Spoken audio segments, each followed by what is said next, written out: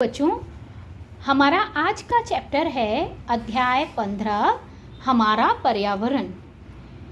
पर्यावरण शब्द से तो हम सभी परिचित हैं। हम जानते हैं कि पर्यावरण क्या होता है। हमारे आसपास का वातावरण, उसे हम पर्यावरण कहते हैं। इसके अंतर्गत हमारी प्राकृतिक जितने भी संसाधन हैं वो भी आते हैं, जैसे पेड़ पौधे हैं, पहाड़ हैं, नदियां हैं, जल है ना, वायु है, ये भी आते हैं। साथ में हमारा अपना जो आसपास मानव द्वारा निर्मित वस्तुएं हैं वे भी आती हैं, जैसे हमारा घर है, हमारी सड़कें हैं, सब कुछ हमारे पर्यावरण के अंतर्गत आता है। हम आसपास जितनी भी चीज़ों से घिरे हुए हैं वो सब हमारे पर्यावरण के अंतर्गत ही आता है। अब इसमें एक शब्द जो बहुत महत्वपूर्ण है, जो हम इस चैप्टर में समझने वाले हैं, वो है पारितंत्र। पारितंत्र क्या होता है? देखिए, पारितंत्र शब्द का जो सबसे पहला प्रयोग किया था वो A.G. टेंसले ने 1935 में किया था। ठीक है, जो पारितंत्र शब्द है इसका सबसे प्रथम उपयोग जो किया वो A.G. टेंसले ने किया था 1935 में। और उन्होंने क्या बताया कि पारितंत्र क्या होता है कि पारितंत्र जैविक और अजैविक घटकों से मिलकर बना होता है। हमारे पर्यावरण में दो तरह के घटक होते हैं, जैविक और अजैविक। जैविक घटक जो जीवित हैं, अजैविक घटक जो जीवित नहीं हैं। जैविक घटक की श्रेणी में हमारी कौन कौन सी चीज़ें आती हैं? एक तो हमारे आते हैं उत्पादक जो भोजन का उत्पादन कर रहे हैं, जैसे कि हमारे पेड़ पौधे। ठीक है। दूसरे आते हैं उपभोक्ता यानी वो जो उत्पादक द्वारा प्राप्त भोजन को ग्रहण करते हैं, उसका उपभोग करते हैं। जैसे पेड़ पौधे कौन कौन खाता है? देखिए, जानवर भी खाते हैं, गाय भैंस बकरी, ये भी खाते हैं पेड़ पौधों पत्तियों को। इंसान भी खाता है, मनुष्य भी खाता है पेड़ पौधों को, है ना। उस जितनी भी फसलें हैं, हम फसलों को खाते हैं कि नहीं खाते हैं? हम पत्तियाँ, जो पत्तीदार सब्जियां हैं वो भी खाते हैं। सब्जी फल सब हमें पेड़ पौधों से तो मिल रहे हैं, तो हम उनका यूज़ कर रहे हैं। ठीक है, तो एक तो उत्पादक हो गए, एक उपभोक्ता हो गए, और तीसरे आते हैं जैविक घटक में अपघटक डिकम्पोजर्स। ये वो पदार्थ होते हैं जो बहुत सूक्ष्म हैं। ठीक है, ये वो हैं जो बहुत सूक्ष्म हैं, जैसे जीवाणु होते हैं, विषाणु होते हैं आपके, है ना, शैवाल होते हैं, कवक होते हैं, बहुत छोटे छोटे जीव होते हैं। ये सड़े गले अंशों पर रहते हैं और किसी भी पदार्थ को, जैविक घटक को सड़ा कर उसको उसके संग रासायनिक क्रियाएं करके उसको अपघटन करते हैं। ठीक है ना। तो आपने देखा है कि जब कोई जीव मर जाता है तो उसका शरीर सड़ने लगता है। ऐसी कोई पौधा सूख जाता है तो उसके बाद धीरे धीरे वो खराब होने लगता है। लकड़ी है, अगर वो नमी में आती है तो आपने देखा लकड़ी के ऊपर छोटे छोटे से कवक उगाते हैं, फफूंद उगाती है। रोटी हम रख दें तो रोटी पे क्या लग जाती है? फफूंद लग जाती है। तो ये सब क्या है? अपघटक हैं, जो कि जैविक पदार्थों का क्या कर देते हैं? अपघटन कर देते हैं। केवल जैविक नहीं, अजैविक पदार्थों का भी अपघटन करते हैं कई बार। ठीक है, तो हमारे जैविक घटक कितने प्रकार के हो गए? जैविक घटक 3 प्रकार के होंगे। जैविक घटक नहीं, घटक 3 प्रकार के होंगे। जैविक घटक यानी कि जो जीवित है, अजैविक घटक जो कि जीवित नहीं है। अजैविक घटक के अंतर्गत कौन कौन आता है? हमारे प्राकृतिक संसाधन आते हैं। प्राकृतिक संसाधन कौन कौन से? जैसे जल हैं, पहाड़ हैं आपके, है ना, और इसके अलावा मिट्टी है, ये भी अजैव पदार्थ कहलाएगी। सूर्य का प्रकाश है, वायु है। ठीक है, ये सब हमारे अजैविक घटक कहलाएंगे। और इसके अंतर्गत और क्या आता है? और हमारे आते हैं अजैविक घटक के अलावा जैविक घटक हो गए, अजैविक घटक हो गए, और अपघटक। ये जैविक घटक के ही अंतर्गत आते हैं। क्या करते हैं? ये सूक्ष्म जीव हैं जो कि अपघटन क्रिया करते हैं किसी भी जैविक या अजैविक पदार्थ के साथ। ठीक है, तो ये हो गया हमारा पारितंत्र। इसके बाद हम आते हैं कि हमारा जो पारितंत्र है उसमें उपभोक्ता। मैंने अभी छोटे से आपको बताया कि उपभोक्ता क्या होता है, कि जो जीव हैं वो कुछ जीव ऐसे हैं जो अपना भोजन स्वयं बनाते हैं। ठीक है, और वो उत्पादक कहलाते हैं। और कुछ ऐसे जीव हैं जो अपना भोजन स्वयं नहीं बनाते, जो भोजन है वो उत्पादकों से ही प्राप्त करते हैं और उसी भोजन को या तो प्रत्यक्ष रूप से या अप्रत्यक्ष रूप से उत्पादक से ही प्राप्त करते हैं। जैसे अगर हम बात करते हैं हमारे उत्पादक की, तो उत्पादक कौन है? हरे पेड़ पौधे, क्योंकि हरे पेड़ पौधे अपना भोजन स्वयं बनाते हैं। प्रकाश संश्लेषण की क्रिया से, आप सबने पढ़ा हुआ है कि प्रकाश संश्लेषण की क्रिया से पौधे अपना भोजन स्वयं बनाते हैं। ठीक है, तो पौधे क्या हैं? हमारे उत्पादक हैं। ठीक है, हरे पेड़ पौधे हमारे उत्पादक हैं। अब इन हरे पेड़ पौधों को जो भी खाता है वो हमारा उपभोक्ता है। ठीक है, अब हमारे उपभोक्ता भी 3 प्रकार के होते हैं, जैसे प्रथम उपभोक्ता, द्वितीय उपभोक्ता और तृतीय उपभोक्ता। देखिए, प्रथम उपभोक्ता हम किन्हें कहेंगे? जो सीधे प्रत्यक्ष रूप से पेड़ पौधों पर निर्भर करते हैं, सीधे सीधे पेड़ पौधे को खाते हैं, जैसे गाय, भैंस, बकरी, है ना, ये सीधे सीधे पेड़ पौधों को खाते हैं। कीट पतंगे हैं पेड़ पौधों को, जैसे हमारी मधुमक्खी है फूलों का रस चूसती है, ठीक है ना, तो वो रस पीती है। अच्छा, फिर और आपके मनुष्य है वो सीधे सीधे फल सब्जियां खाता है, तो वो हमारे क्या कहलाएंगे? प्रथम उपभोक्ता की श्रेणी में आ जाएंगे। द्वितीय उपभोक्ता वो होते हैं जो प्रथम उपभोक्ता को खाते हैं और प्रथम उपभोक्ता से भोजन प्राप्त करते हैं, तो वो डायरेक्टली उत्पादक को नहीं खा रहे। ठीक है, वो क्या खा रहे हैं? उत्पादक को खाने वाले जो प्रथम उपभोक्ता हैं उनको खा रहे हैं। जैसे हिरन है, हिरन पेड़ों की पत्तियां खाता है, लेकिन हिरन को कौन खाता है? शेर खाता है। आगे समझ में? तो शेर जो है वो हिरन के लिए एक द्वितीय उपभोक्ता कहलाएगा। बात समझ में आ रही है मेरी? इसी तरीके से जैसे अगर हम बात करते हैं कि हमारा उत्पादक है, जैसे हमारी मधुमक्खी है, ठीक है, अब मधुमक्खी को कौन खाता है? मधुमक्खी देखिए प्रथम उपभोक्ता हो गई, क्योंकि वो पेड़ पौधों से सीधे सीधे अपना भोजन ले रही है, फूलों का रस पीती है ना। अब मधुमक्खी को कौन खाता है? मधुमक्खी कीट पतंगा है, उसको मधुमक्खी है, तितली है, इनको कौन खाता है? मेढक खाता है। तो मेढक कौन हो गया? द्वितीय उपभोक्ता हो गया, क्योंकि वो इनको खा रहा है। और तृतीय उपभोक्ता कौन होता है? तृतीय उपभोक्ता वो होता है जो कि किसको खा रहा है? हमारे मेढक को खा रहा है। तो मेढक को कौन खाता है? सांप खाता है। खाता है कि नहीं? तो सांप हमारा तृतीय उपभोक्ता कहलाएगा। ठीक है, तो कहने का मतलब है प्रथम उपभोक्ता वो जो सीधे तौर पर प्रत्यक्ष रूप से उत्पादक को खाते हैं। ठीक है, फिर उसके बाद द्वितीय हमारा उपभोक्ता वो जो प्रथम उपभोक्ता को खाता है, तृतीय उपभोक्ता वो जो द्वितीय उपभोक्ता को खाता है। इस प्रकार एक श्रृंखला बन जाती है और इस श्रृंखला को हम कहते हैं आहार श्रृंखला। क्या कहते हैं हम इसे? आहार श्रृंखला कहते हैं। आप चित्र में देख सकते हो कि एक आहार श्रृंखला आपको दिखाई गई है कि पेड़ पौधों को हिरन खा रहा है, हिरन को कौन खा रहा है? शेर खा रहा है, बाघ खा रहा है, चीता खा रहा है ना। और ऐसे ही पेड़ पौधे को एक मक्खी या कीड़ा खा रहा है, कीड़े को मेढक खा रहा है, मेढक को सांप खा रहा है और सांप को कौन खा रहा है? चील खा रही है, गिद्ध खा रहा है। तो ये भी एक श्रेणी बन गई है ना, ये एक श्रृंखला तैयार हो गई।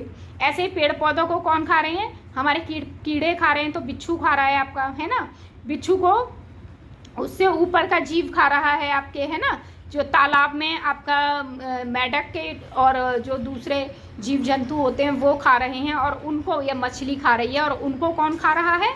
उनको बगुला खा रहा है। तो इस तरीके से हमारा उपभोक्ता, उत्पादक के बाद प्राथमिक उपभोक्ता यानी प्रथम उपभोक्ता, द्वितीय उपभोक्ता, फिर तृतीय उपभोक्ता, इस तरीके से हमारी एक आहार श्रृंखला बन जाती है। आगे समझ में? अब इसके बाद हम आगे बात करते हैं कि हमारे जो आहार श्रृंखला है, इस आहार श्रृंखला में भी क्या होता है? कुछ जीव ऐसे हैं जो आपस में एक दूसरे को खाते हैं। जैसे जब हम बात कर रहे थे सांप की, तो सांप भाई मेढक को खा रहा था, लेकिन क्या केवल ही सांप ही मेढक को खाता है? मेढक को और कोई नहीं खाता भाई, मेढक को और भी तो कई लोग खा सकते हैं। जैसे मेढक को हमारा जो मेढक से बड़े हमारे कॉमेडो ड्रैगन्स होती हैं, बड़ी छिपकलियाँ होती हैं, वो भी खा लेती हैं। ठीक है, मेढक को। इसके अलावा मेढक को बड़े अजगर होते हैं वो खा लेते हैं। तो बहुत सारे अलग अलग जीव हैं वो भी खाते हैं, है ना। इस प्रकार अगर हम एक साथ कई श्रृंखलाओं को मिलाकर देखें तो श्रृंखलाएं मिलकर के एक क्या बन जाता है, आहार जाल बन जाता है। ठीक है, क्या बन जाता है, एक आहार जाल बन जाता है। और ये जो आहार जाल है, ये आहार जाल बहुत सारी श्रृंखलाओं के मिलने से बना है। ठीक है, तो ये जो आहार जाल है एक श्रृंखला की तुलना में बहुत ज़्यादा जटिल होता है, क्योंकि इसमें आपस में ही काफ़ी सारी श्रृंखलाएं जुड़ रही होती हैं। ठीक है, आ गया समझ में। अब अक्सर होता क्या है कि हमारे उत्पादक क्या खाते हैं, सूरज का प्रकाश, क्योंकि वो अपना भोजन प्रकाश संश्लेषण से बना रहे हैं, सूरज के प्रकाश की उपस्थिति में बना रहे हैं। तो सूर्य के प्रकाश का प्रयोग कौन कर रहा है, उत्पादक कर रहे हैं। उत्पादक यानी हरे पेड़ पौधे।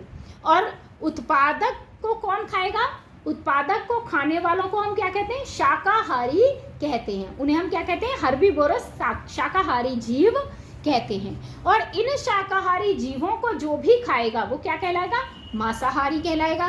क्यों, क्योंकि वो तो मांस खा रहा है ना, वो तो शाकाहारी जीव को खा रहा है, वो पेड़ पौधों को तो नहीं खा रहा। वो पेड़ पौधे खाने वाले शाकाहारी जीवों को खा रहा है, तो वो मांसाहारी कहलाएगा। और ऐसे मांसाहारी जीवों को भी जो खाएंगे वो कहलाएंगे शीर्ष मांसाहारी, यानी कि बहुत बड़े मांसाहारी, यानी वो मांसाहारी के भी ऊपर हैं मांसाहारी। ठीक है, तो इस प्रकार से हमारा एक पारितंत्र निश्चित हो जाता है कि सूरज के प्रकाश की ऊर्जा उत्पादक के पास गई, उस ऊर्जा को उत्पादक ने भोजन के रूप में कहीं फल पत्ती या इसमें इकट्ठा किया, स्टोर किया, और वो फल वाला हिस्सा या फूल वाला हिस्सा या जड़ वाला हिस्सा वो किसने खाया, शाकाहारी जीवों ने खाया। तो अब ऊर्जा उनमें चली गई, और शाकाहारी जीवों से ये ऊर्जा किस में चली गई, मांसाहारी जीवों में चली गई, जब मांसाहारी जीवों ने शाकाहारी जीवों को खाया। और उन मांसाहारी जीवों को जब शीर्ष मांसाहारी जीवों ने खाया तो उनमें चली गई। इस तरीके से ऊर्जा का प्रवाह एक पारितंत्र में बना रहता है। आ गया समझ में। अब इसके बाद हमारा आता है कि जो हमारे आहार श्रृंखला है, ठीक है, ये आहार श्रृंखला, इस पे देखिए आपके प्रश्न भी हैं, आप लोग पढ़ सकते हो। पोषी स्तर क्या होता है ना, तो मैंने अभी आपको बताया पोषी स्तर, पोषण का स्तर क्या होगा कि व्यक्ति जो भी खाना खाता है, कोई भी प्राणी है, वो अपना कहीं ना कहीं से पोषण प्राप्त करता है अपनी सारी जैविक क्रियाओं को करने के लिए, तो वो हम उसका पोषी स्तर कहते हैं, पोषण स्तर कहते हैं। ठीक है, अब आहार श्रृंखला जो है सबकी, वो उनके पोषी स्तर को निश्चित करती है कि उत्पादक कौन है, उपभोक्ता कौन है, और प्रथम यानी प्राथमिक उपभोक्ता, फिर द्वितीय उपभोक्ता, फिर तृतीय उपभोक्ता। ठीक है, उसके बाद आता है पारितंत्र में अपमार्जकों की क्या भूमिका है। देखिए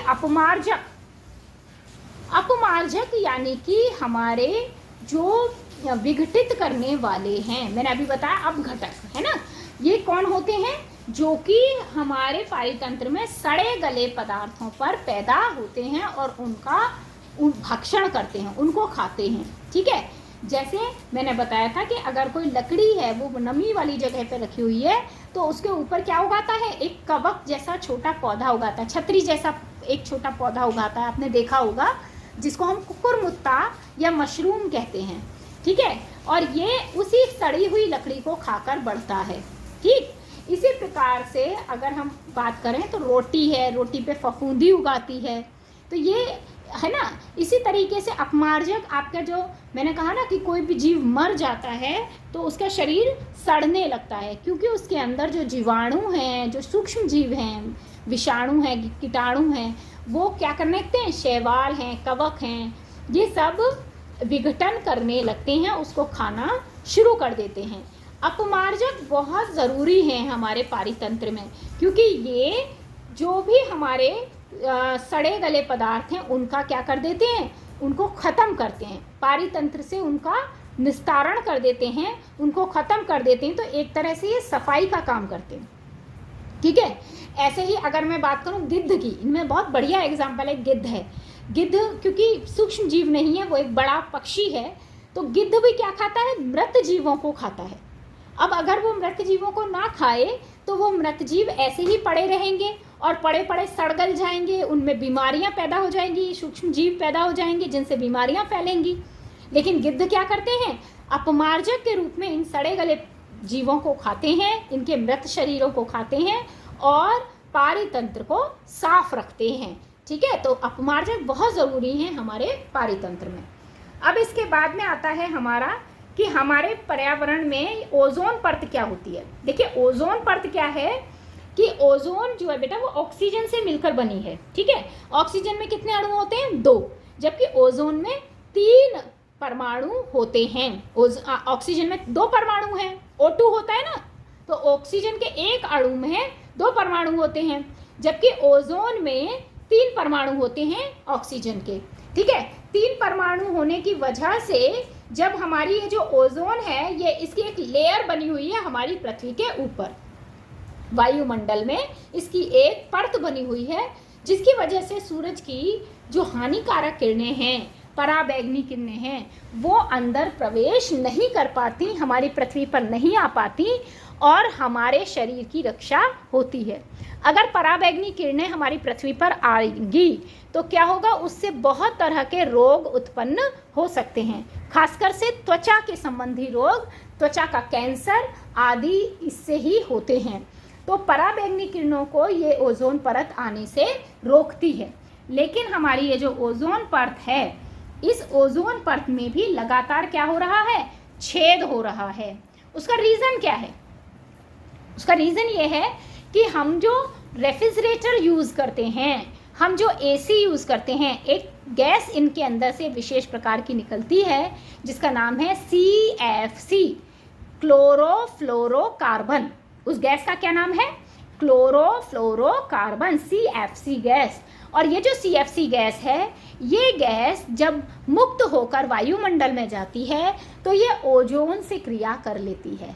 ओजोन से क्रिया करके ओजोन के एक ऑक्सीजन परमाणु को ये अलग कर देती है और ओजोन किस में बदल जाती है? ऑक्सीजन में बदल जाती है। ठीक है, तो इस प्रकार ओजोन लगातार जब ऑक्सीजन में बदलती जाएगी तो ओजोन की परत क्या होती जाएगी? खत्म होती जाएगी। ओजोन परत में इसी प्रकार से छेद होता जा रहा है, जो कि बहुत हानिकारक है हमारे पर्यावरण के लिए, हमारे वातावरण के लिए, वायुमंडल के लिए, क्योंकि फिर हमारी सूरज की हानिकारक किरणों को रोकना संभव नहीं होगा। ठीक है, तो ये बहुत ज़रूरी है कि हम एसी का, रेफ्रिजरेटर्स का इस्तेमाल बहुत सोच समझ के करें, बहुत किफ़ायत से करें, ताकि हमारा पर्यावरण प्रदूषित न हो। इसके बाद हमारा आता है कचरा प्रबंधन। देखिए कचरा प्रबंधन यानी कि हमारा कैसे हम लोग जो हमारा गार्बेज है उसका मैनेजमेंट कैसे करें, वेस्ट मैनेजमेंट कैसे करें। कचरा क्या होता है? जो भी हमारे प्रयोग में नहीं आता है सामान, ऐसे पदार्थ जिनका हम यूज़ करने के बाद जिनका बचा हुआ भाग हम प्रयोग में नहीं ला रहे हैं, वो हम कचरे की श्रेणी में रखते हैं। ऐसे अपशिष्ट पदार्थों को हम क्या कहते हैं? कचरा कहते हैं। अब हम उन्हें क्या करते हैं? फेंक देते हैं। लेकिन जब हम उन्हें फेंक देते हैं तो हमारे द्वारा फेंके गए इस तरह के पदार्थ क्या होते हैं? वो आसानी से नष्ट नहीं होते। जैसे अगर उदाहरण लें प्लास्टिक का, तो प्लास्टिक को तो बहुत मुश्किल है ख़त्म करना, क्योंकि प्लास्टिक ना तो पानी से गलता है, ठीक है, और आग में अगर उसे जलाते हैं तो उसमें विषैली गैस निकलती है, ठीक है। और अगर हम उसको मिट्टी में दबा देते हैं तो जिस मिट्टी में वो जब दबाया जाता है वो मिट्टी हमेशा के लिए कैसी हो जाएगी? बंजर हो जाएगी, क्योंकि उसके अंदर से ना तो हवा का प्रवाह होगा और ना ही पानी का प्रवाह होगा, ठीक है। तो प्लास्टिक हमारे यहाँ पर बहुत बड़ा एक अपशिष्ट पदार्थ है और इसका प्रबंधन बहुत ज़रूरी है। तो ज़रूरी हमारे लिए ये है कि हम प्लास्टिक को कम से कम तो प्रयोग में लाएं, और जो भी प्लास्टिक हम प्रयोग में ला रहे हैं उसको हम इकट्ठा करते जाएं अलग से, और अलग से इकट्ठा करके उसको रिसाइकिल होने के लिए भेज दें, ठीक है। हम आजकल सरकार भी बहुत सारी ऐसी योजनाएं चला रही है और नगर निगम की तरफ से भी बहुत सारी गाड़ियां इस तरह की चलाई जाती हैं जिनमें आप प्लास्टिक कचरे को अलग भेज सकते हो, अलग जमा कर सकते हो और वहाँ से वो रिसाइकिल किया जाएगा और उसकी रिसाइकलिंग करके उसको यूज़ किया जाएगा। तो इस तरीके से कचरा प्रबंधन किया जाता है, ठीक है। तो हमारे लिए ये बहुत ज़रूरी है कि हम कचरे का सही प्रबंधन करें, ठीक है। अब इसके बाद में हमारा आता है जैव निम्नीकरण क्या है और अजैव निम्नीकरण क्या है। देखिए क्या होता है बेटा, जिन पदार्थों का सूक्ष्म जीवों से अपघटन होता है, ठीक है, जो भी पदार्थ हैं जिनका सूक्ष्म जीव अपघटन कर सकते हैं, जैसे मृत जीव होते हैं, है ना, मृत पेड़ पौधे होते हैं, सूखे पेड़ पौधे होते हैं, लकड़ी है, तो जैविक जो ऐसे घटक हैं उनका आसानी से सूक्ष्म जीवों द्वारा क्या हो जाता है, अपघटन हो जाता है। तो ऐसे अपघटित सरल पदार्थ जो होते हैं, ये जो हमारा भू रासायनिक चक्र है, बायोकेमिकल साइकिल है, इसमें प्रवेश कर जाते हैं। ठीक है, और ये हमारे जैसे मृत शरीर हैं जीवों के, है ना, पेड़ पौधे हैं, वो मिट्टी के नीचे दब जाते हैं, तो मिट्टी के नीचे दब करके दबते दबते वो प्रेशर से क्या बन जाते हैं, कोयले में बदल जाते हैं, पेट्रोलियम में बदल जाते हैं। ठीक है, तो ऐसे सब्सटेंस क्या कहलाते हैं, ऐसे पदार्थों को हम कहते हैं जैव निम्नीकरणीय पदार्थ। आ गया समझ में? ऐसे पदार्थों को हम क्या कहेंगे, जैव निम्नीकरणीय पदार्थ। जैसे रसोई में हमारे जो फल सब्जी के कचरे होते हैं, फल सब्जी के छिलके हैं, ठीक है, हमारा चाय के, हम चाय पत्ती जो होती है, ये जो चीज़ें हैं, ये ऐसे पदार्थ हैं जो क्या हैं, हमारे जैव निम्नीकरण पदार्थ हैं। ये आसानी से अगर हम मिट्टी के नीचे दबा दें तो आराम से ये क्या हो जाएंगे, मिट्टी में ही घुल मिल जाएंगे कुछ समय बाद अपघटित होकर। ठीक है, तो इनसे क्या होता है कि अगर हमने इन्हें नहीं बाहर वो किया, बाहर अगर हमने इनको ऐसे ही छोड़ दिया, खुले में छोड़ दिया, तो ये पर्यावरण को प्रदूषित करेंगे। लेकिन अगर हम इनका सही प्रबंधन करते हैं तो ये पर्यावरण को प्रदूषित नहीं करते हैं। ठीक है, आगे समझ में? अब बहुत सारे ऐसे पदार्थ हैं जो कि सूक्ष्म जीवों द्वारा भी अपघटित नहीं होते, जैसे कि हम बात कर रहे हैं अभी प्लास्टिक की। ठीक है, पॉलीथीन है, प्लास्टिक है, थर्माकोल है, ठीक है, कीटनाशक दवाइयाँ हैं, है ना, और बहुत तरह की धात्विक पदार्थ हैं, एल्यूमिनियम के, जैसे एल्यूमिनियम फॉयल होता है, एल्यूमिनियम फॉयल पेपर, पारा है, तो इनको आसानी से क्या होता है, अपघटन करना संभव नहीं है। ऐसे पदार्थों को हम अजैव निम्नीकरणीय पदार्थ कहते हैं। ये पर्यावरण में बहुत समय तक बने रहते हैं और वातावरण को क्या करते हैं, प्रदूषित करते हैं। ठीक है, तो दो तरह के हमारे पदार्थ होते हैं, एक तो जैव निम्नीकरणीय जिनका आसानी से अपघटन हो जाता है, सूक्ष्म जीव जिनका अपघटन कर देते हैं, और एक अजैव निम्नीकरणीय जिनका आसानी से अपघटन नहीं होता, वो पर्यावरण में बहुत समय तक बने रहते हैं और वातावरण को प्रदूषित करते हैं। ठीक है, तो इसलिए ऐसे पदार्थों का हम अलग ढंग से निस्तारण करते हैं। जैव निम्नीकरणीय पदार्थों का अलग ढंग से निस्तारण होता है और अजैव निम्नीकरणीय पदार्थों का अलग ढंग से निस्तारण किया जाता है। ठीक है, आ गया समझ में? क्लियर हो गई बात? तो ये हो गया आपका यहाँ पर चैप्टर आपका ख़त्म। ठीक, इस जैसे अब इसने एक एग्जाम्पल भी दिया है, मैं आपको एक एग्जाम्पल देती हूँ। रेलगाड़ियों में प्रयोज्य या निवर्तनीय कप। अब देखिए बेटा, पहले क्या होता था, पहले के टाइम में रेलगाड़ियों में मिट्टी के कुल्हड़ यूज़ किए जाते हैं, चाय वगैरह देने के लिए यूज़ किए जाते थे। लेकिन आज हम लोग क्या होता है, प्लास्टिक के जो कप होते हैं उनमें देते हैं, क्योंकि वो मशीनों से बने हुए हैं, आसानी से उपलब्ध हो जाते हैं और वो महंगे भी नहीं होते मिट्टी के कुल्हड़ की तुलना में, तो उनका उपयोग किया जाता है। लेकिन प्लास्टिक के बने होते हैं, इसलिए वो हमारे लिए हानिकारक हैं, क्योंकि प्लास्टिक के कप में जो चाय है वो उसमें प्लास्टिक के कुछ केमिकल्स मिल जाते हैं, तो वो हमारे स्वास्थ्य के लिए भी हानिकारक हैं। और वो प्लास्टिक है, और वो प्लास्टिक आपकी गलेगी नहीं आसानी से, वो तो अजैव निम्नीकरणीय पदार्थ है हमारा। ठीक है, तो वो आसानी से गलेगी नहीं, वातावरण को प्रदूषित करेगी, तो वो किसी भी तरीके से सही नहीं है। तो रेलगाड़ियों में हम लोग क्या कर सकते हैं, मिट्टी के कुल्हड़ों का फिर से उपयोग कर सकते हैं, इस्तेमाल कर सकते हैं, या फिर हम ऐसे कप लें जो डिस्पोजल हैं और प्लास्टिक कप नहीं है, वो किसी और चीज़ से बने हैं, जैसे पेपर से बने हैं। तो पेपर डिस्पोजल पेपर होता है, तो वो आसानी से गल जाएगा पानी से, तो वो ज़्यादा मतलब आसानी से अपघटित हो सकता है, तो वो भी ठीक है। लेकिन मिट्टी के कुल्हड़ इसमें ज़्यादा सही हैं, क्योंकि वो प्रकृति में मिलकर मिट्टी का ही निर्माण करेंगे। ठीक है, तो ये हमारा यहाँ पर चैप्टर ख़त्म होता है। अगर आपको इस चैप्टर में कहीं कोई भी समस्या है तो मुझे बताइए, और अगर चैप्टर में सब समझ में आ गया है तो इसके क्वेश्चन आंसर्स आप लोग अपनी कॉपी में कर लीजिए।